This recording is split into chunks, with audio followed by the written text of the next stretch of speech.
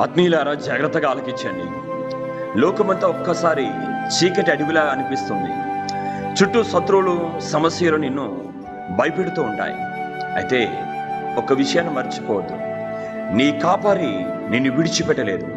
లోకము నిన్ను చీకట్లోనికి నెట్టినా ఆయన వాక్యము నీ పాదాలకు దీపమై నిన్ను నడిపిస్తూ ఉన్నది.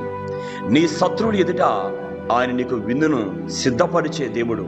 కాబట్టి ధైర్యముగా ఉండు, విశ్వాసములో స్థిరముగా ఉండు. గాఢాంధకారపు లోయలలో నేను సంచరించను, ఏ అపాయమునకు నేను భయపడను. వాక్యం సెలవిస్తుంది, ఆత్మీయులు సెలవిస్తూ ఉన్నారు. మనము కూడా స్థిర విశ్వాసము కలిగి గాఢాంధకార అనుభవంలో ఉన్నామని, కానీ దేవుడు నన్ను విడిచిపెట్టరని, ఏ అపాయము నాకు రాదని నువ్వు స్థిరముగా నమ్మి స్థిరముగా నిలబడి నువ్వు ప్రభు వైపు చూస్తూ ముందుకు సాగు. ఎందుకని దేవుడు నీకు తోడై ఉన్నారు. ఆత్మీయులారా, దేవుని మాటలు నమ్మండి.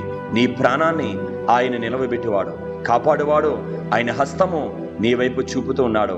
ఆయన నిన్ను కాపాడుతున్నాడు. ఏ అపాయము నిన్ను తాకదు.